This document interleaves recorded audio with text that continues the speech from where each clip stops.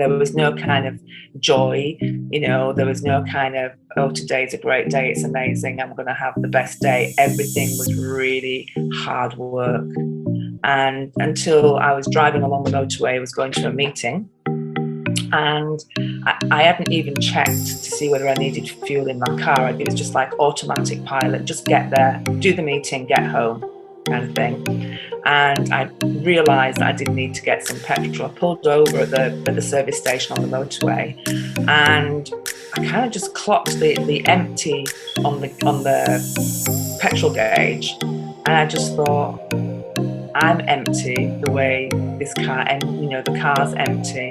I literally filled up, turned around, and went home. I never went and didn't go back into work that day.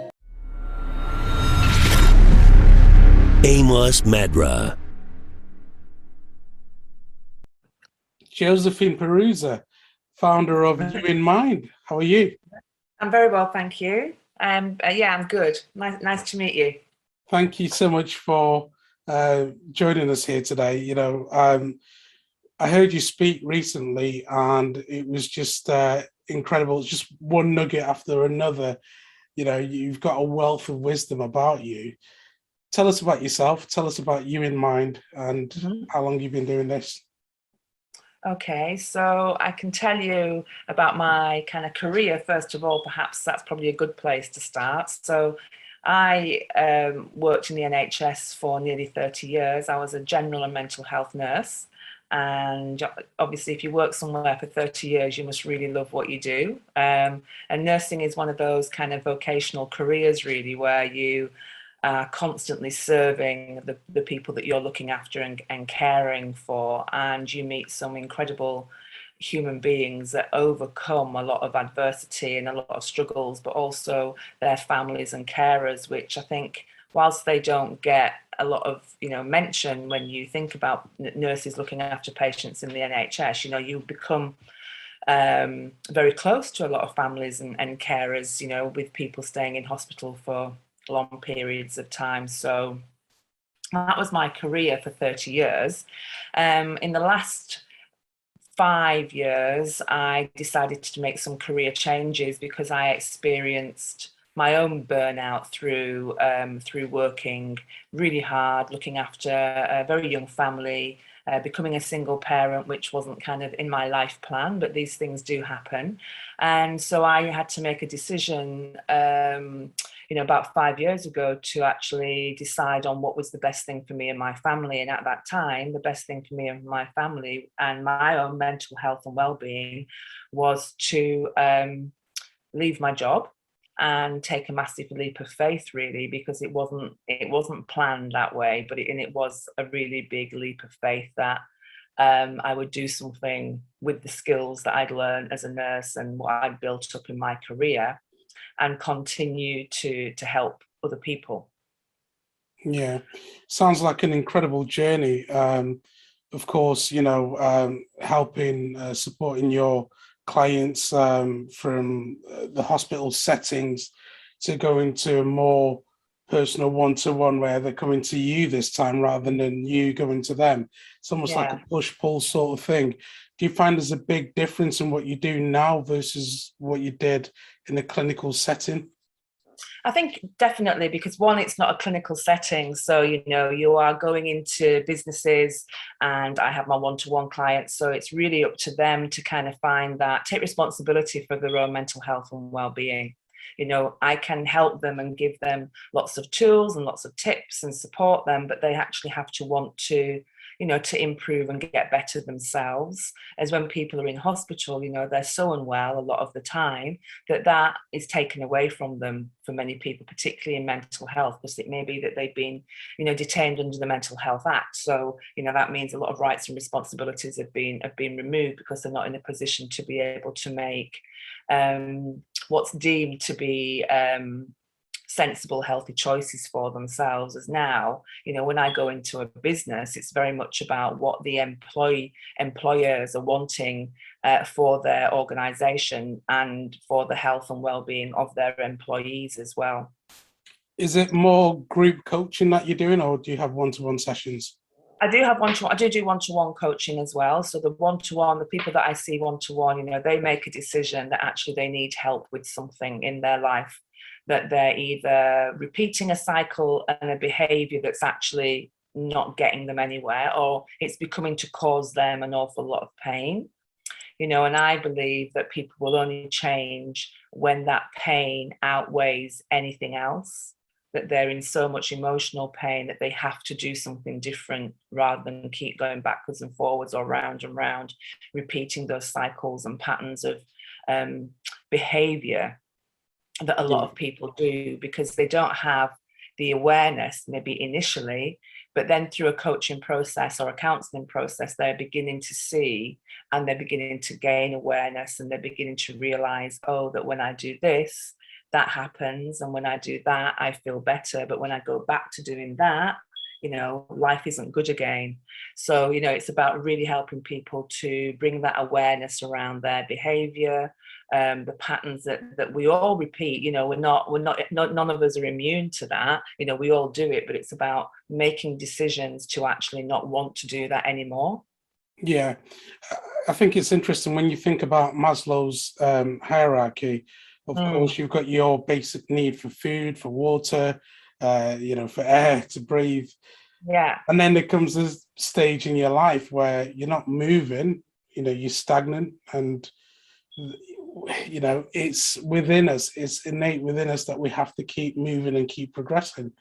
And I think it's a huge it's a huge need for people to seek out coaches like yourself to help individuals to move forward to the next stage, because if you are stuck in that rut, again, that's when it starts to affect the mental health, and then you start affecting the other aspects of the hierarchy. You start affecting your food, your diet. Everything starts to go to pot, I suppose. Yeah, well, I think when you think about how we're, as human beings, how we're kind of made up, we're made up of our emotional, spiritual, mental, and physical health. And it only takes one of those to be kind of out of alignment that impacts another, then that will impact another. And then the whole well-being of someone's being starts to become unwell, and that impacts our mental health, which then potentially leads to a mental health problem. And if that's not adhered or looked at or addressed, it can lead then to people having kind of more enduring or more acute mental health problems, which may lead to a mental illness. We want to kind of prevent people experience a mental illness. However, that isn't always possible, because sometimes people have to get to a very low point before they're actually willing to make any kind of real changes. Yeah, and it seems it's like a holistic approach. Of course, you've got to look at all aspects of it, spiritually, mentally, physically, as you've mentioned. Do you think in the clinical settings they haven't quite grasped that yet, or is it that they understand it's needed, but maybe because of the powers that be, it's not feasible? I think in the UK, we're a very medical model-led NHS, so it's very much about medication. Even though, I don't think that there is anything wrong in actually taking medication, because actually it really can help a lot of people improve the quality of their life. And for some people, it's a necessity. So it's not about that's a negative thing. But, the NHS is a very medical model. It's led by consultants, it's led by psychiatrists. And therefore, one of the things that they do to help people get better is to prescribe medication. But I do think that now well-being is brought more into areas that it wasn't perhaps when I was in the NHS, So I think there is much more discussions and much more support for people that are in hospitals to actually set goals, set actions for themselves, take back some responsibility for their treatment, have more power over their rights and responsibilities, so I think that it is definitely improving, even though I still think it's got a long way to go. Yeah. Going back again to your career in the NHS, 30 years is a long time. And for you to make that decision to, that bold step of faith, as you said, to go at it, there was a lot of change happening in your own personal life. You took a big risk, I suppose some people might have said, what you're thinking of doing. You've got a good pension, in the future, and it's a steady income. And why would you rock the boat? And talk to us about that stage in your life. Why did you make that move? And at what point did you come to the end of your tether where you thought, I need to jump ship? Yeah, it is a really good question, because when I look back at that time now, I kind of don't recognize myself from who I was then to who I am now, and the things that I've done and the changes that I've made within myself to actually, become more resilient, to be more bold and courageous in what I believe and what I want to do with my career. I think at that time I was so burnt out that I really couldn't, I wasn't sleeping very well, I wasn't eating very well, I wasn't making kind of any great decisions for myself. And I really didn't want to be at work either. Well, I couldn't be at work because I was too unwell to be at work. And, I think it was the first time in the whole of my career where I'd probably taken any time off sick, other than having 3 children. And that's maternity leave. So I'd been one of those people that had probably maybe had burnout a lot longer before it got to an acute phase, because obviously you have acute burnout and then you have chronic burnout. So, for me to experience this acuteness of burnout was really, it was horrible. It was awful. So for me, I kind of felt that I didn't have a choice, because I didn't want to go back into a situation that I didn't think was going to get any better. Yeah. And I'm a firm believer, and one of the things I actually pride myself in is never going back. Yeah. Never going back to relationships that have ended, never going back into jobs that are no longer going to serve me a purpose. So it's always about, for me, being moving forward. So I made that decision based on always wanting to work for myself, always wanting to have had, wanting to have had my own business of some description. I never knew really what it was, otherwise I maybe would have done it sooner. But I actually thought, if I do this now, I was 50. I was like, never going to get any younger, obviously, as we never do. We only get older. And I saw this as, whilst it was unpleasant, but I saw it as an opportunity to actually take a leap.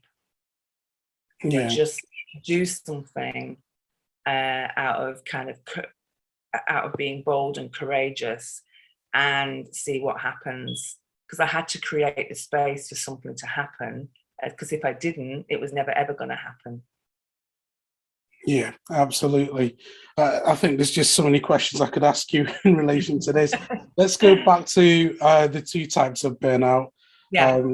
Explain again to us how it works, what it is. Love to know. Yeah, so we all get stressed in life, don't we? So we all need stress in our lives to actually motivate us, and some stress is good because it makes us get up and do things, it pushes us forward, we get excited about things, and that can be very much around whether it's going on a date, or whether it's going for an interview, and even though you might be nervous, you will still get stressed, but you might be excited about it as well. So we all need that to actually motivate us to do things.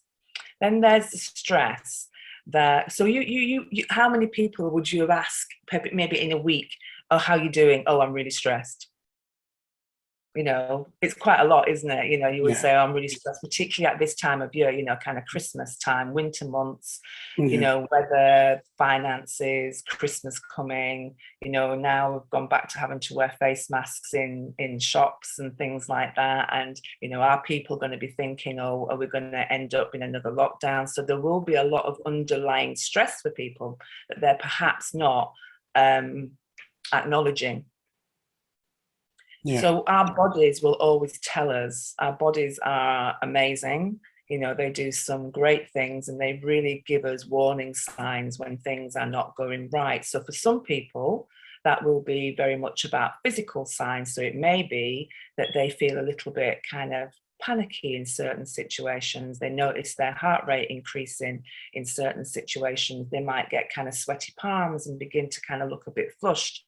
They may be that their thoughts are quite negative. They're not helpful thoughts. They're kind of quite doom and gloom type thoughts. So they're all signs that something isn't right for us.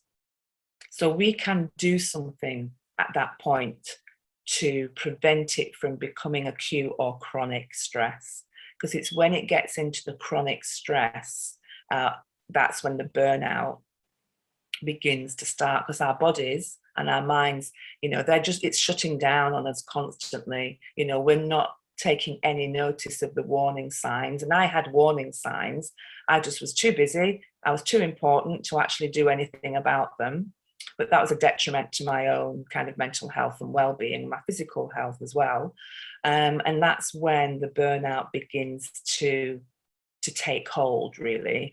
And once that starts, that real chronic stress is very difficult to stop unless you stop.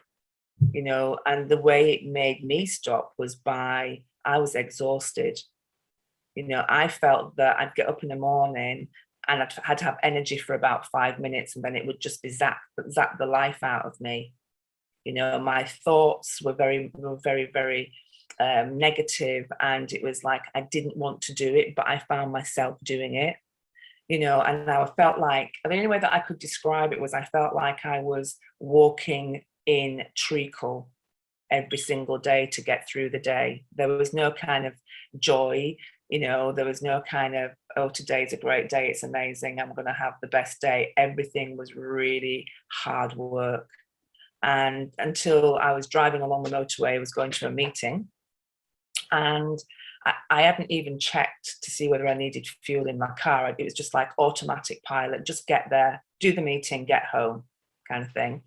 And I realized that I did need to get some petrol. I pulled over at the service station on the motorway, and I kind of just clocked the empty on the petrol gauge, and I just thought, I'm empty the way this car, and the car's empty. I literally filled up, turned around, and went home. I never went and didn't go back into work that day. That was a real kind of, I don't know what the word is. What do you call it? It's an epiphany, isn't it? It's what? Sorry. An epiphany. It was like, yeah, absolutely, an epiphany of that fuel gauge. A complete realization that this is a direct reflection of me. Yeah, absolutely. And all the way I was driving in my car before I pulled over, I was feeling quite anxious. I was kind of feeling a bit panicky. I didn't really want to go to the meeting, but I knew that I had to. So I kind of felt that I was always putting myself in a compromise. And when you put yourself in a compromise over long periods of time, where you're in conflict, where you're saying yes to things that you actually want to say no to, that never ends well. Yeah, and I think that's a problem in itself, being a yes person all the time and not being able to say no. We always get told if you're saying yes, that means you're saying no to yourself. And put yourself first, start with you. And then, you can think about other people. The analogy of the face mask dropping down in the plane, put it on your face first before you put it on the child next to you. We know all that, but it's so hard to put into practice. How can we snap out of that trance and really start putting ourselves first, genuinely putting ourselves first? I think it's really important. And again, I think because of this time of year as well, I think a lot of people, do neglect themselves, do neglect their self-care. Perhaps they, think, oh, it's Christmas, I'm going to eat this, I'm going to drink that. So I think we do kind of find excuses, really.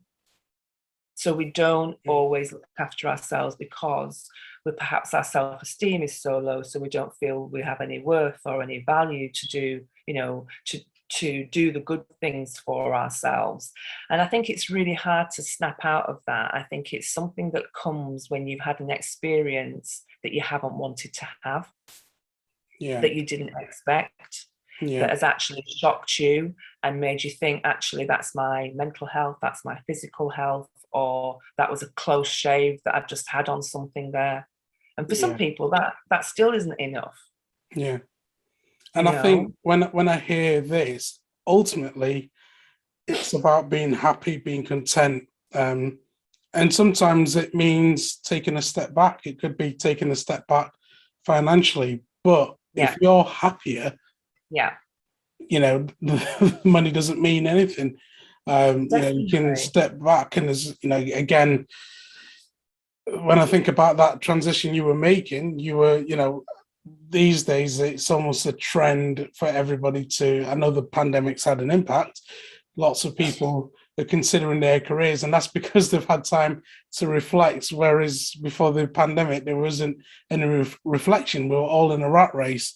But you being self-conscious at that time, stop to reflect and think about what's going on with my life. What am I doing? And I need to change where I'm going. And it's such an important thing. And again, it's good that there's so many people who are doing that now. But at that time, you must have had some sleepless nights thinking, what am I doing? Am I being selfish about my children? Absolutely. Because, you're a responsible adult, you're responsible for,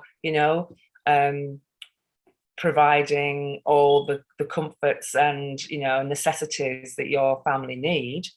But I felt that even though it took me a little while to kind of get up and running and get up on my feet again, I still felt it was the right thing to do.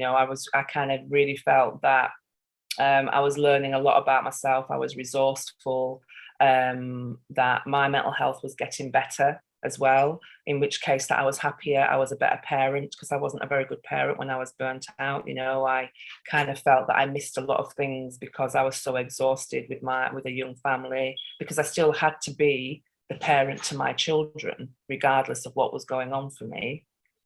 So that was quite a challenge as well. So I thought that actually, when I started to get better, and started to, look after myself again, I could see the benefits because I was more available emotionally to my family. I was more available to them physically. I could still go and do school pickup and nobody would say, no, you're not going because you've got this to do. I made all those decisions myself. So there was whilst finances, yes, they were a little bit more compromised, what I began to realize was that actually these things are much more important.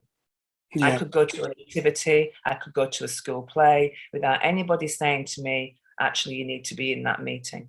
Freedom. I could make all the decisions. Freedom. Absolutely. Freedom. Liberty.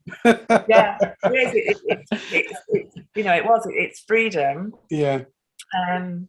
And you begin to realize, and I think, like you say, a lot of people in the pandemic, I think, began to realize now that nobody is indispensable.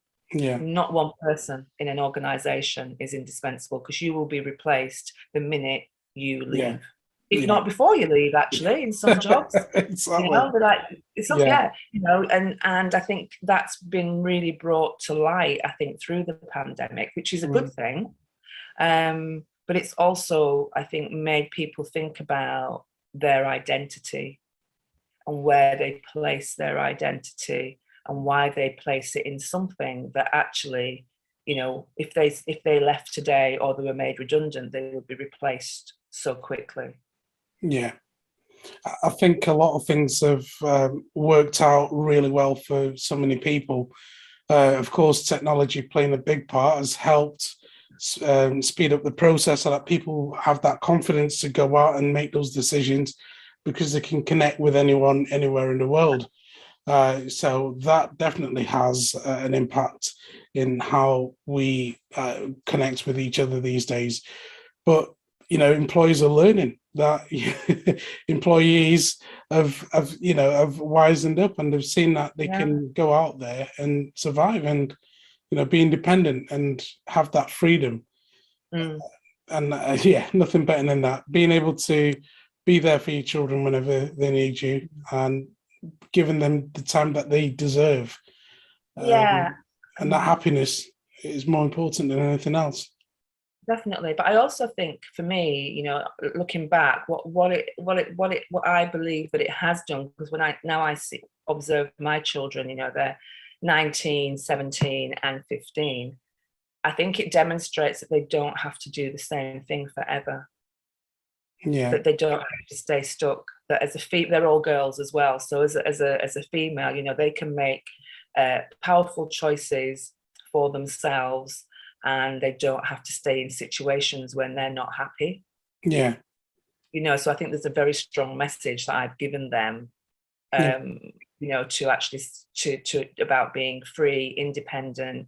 You don't have to work for anybody if you don't want to. You can do your own thing as well, and they're all pretty, the two older ones are particularly independent and already.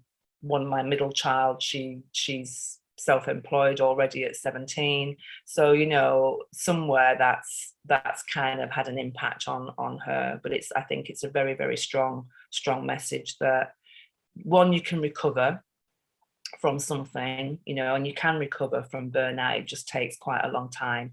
Two, you can make decisions that are right for you and that perhaps may cause a bit of a ripple, but at the end of the day you have to put yourself first.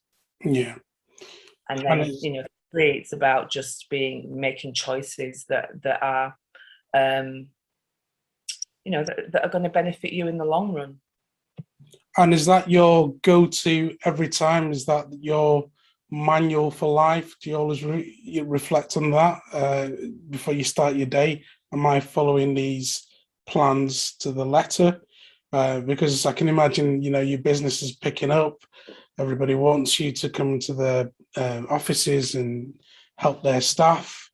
And before you realise it, your diary's packed again, and it's here, there, and everywhere, back on the motorway. I'm definitely more mindful of it, because I recognise the signs in myself now when I'm doing too much or when I'm not saying no. But I have got a lot more, I guess, when you first start your own business, there's a little bit of anxiety that if I don't say yes, what's going to happen?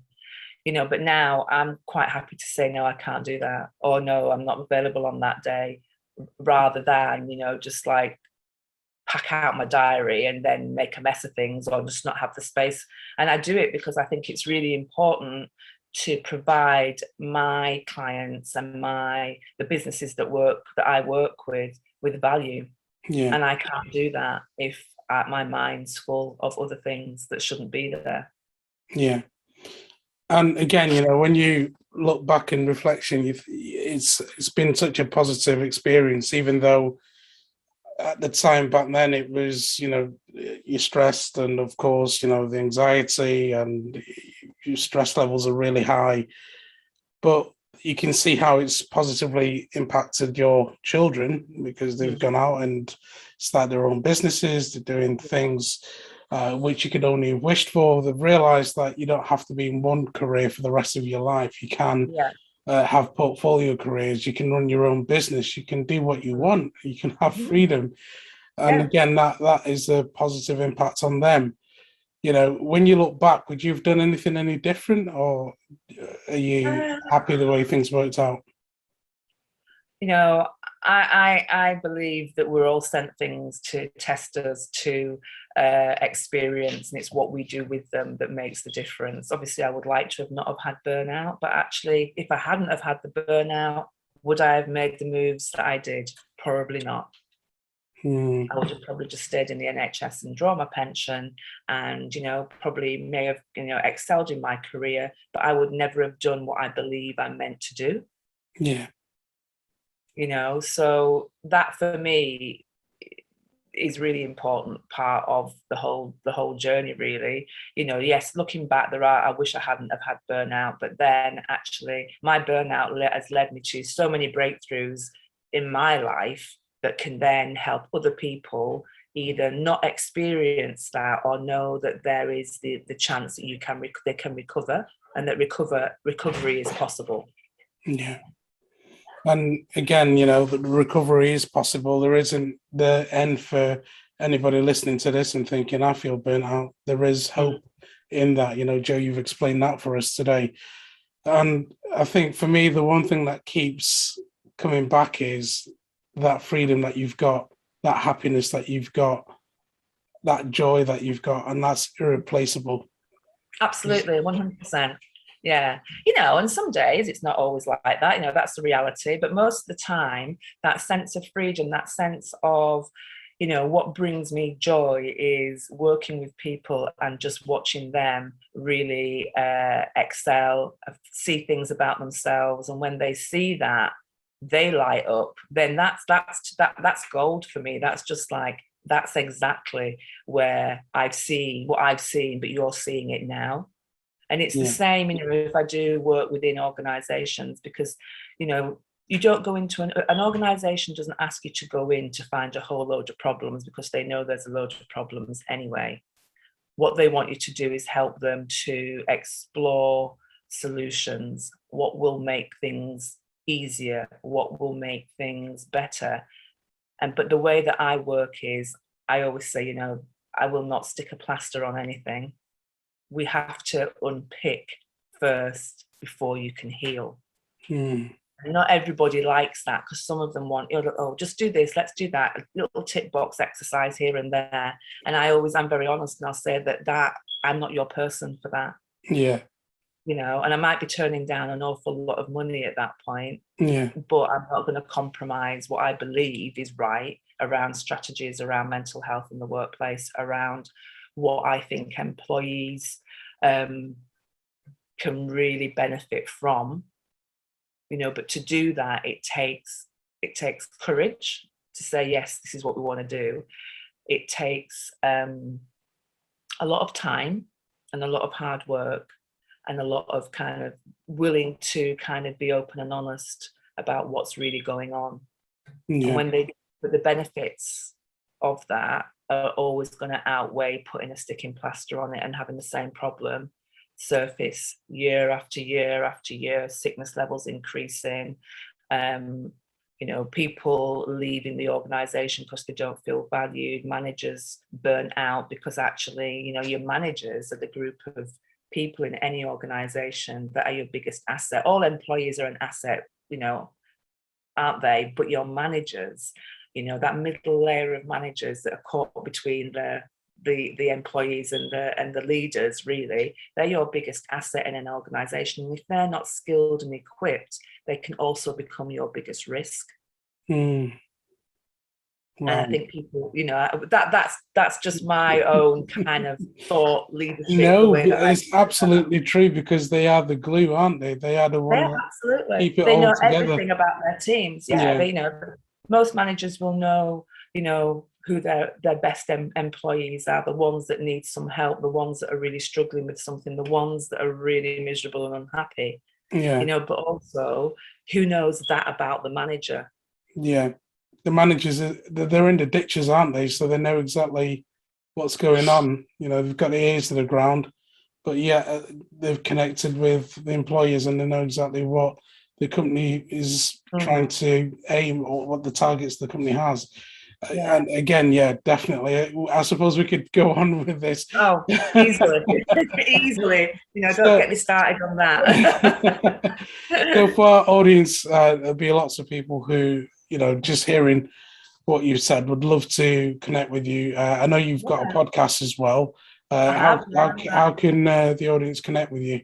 Okay, so there's a number of ways. So I am on Instagram, Working With You in Mind. I have a website, which is workingwithyouinmind.co.uk, and you can get in contact with me via the website as well. My podcast is called Let Men Talk, and that's a platform for men who have experienced all kinds of different adversities in life, but they talk about the challenges, what it's like being a man in the world today, you know, and the things that have helped them, but also some of their experiences around their own mental health and well-being.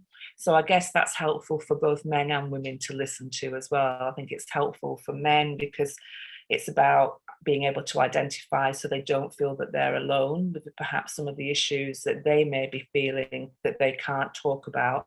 And it's also helpful for women to begin to understand what men would like from females as well, you know, what helps them, how women can be, you know, how actually men do talk, and it's about creating that safe space for them to step into and to share without judgment.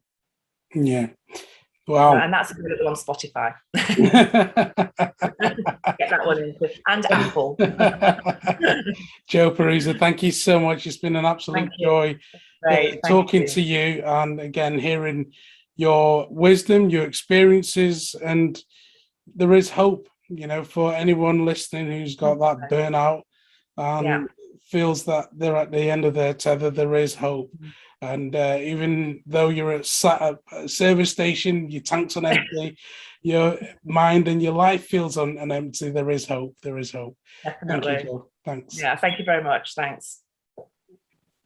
If you want some amazing inspiration, check out the videos next to me, and I'll see you right there.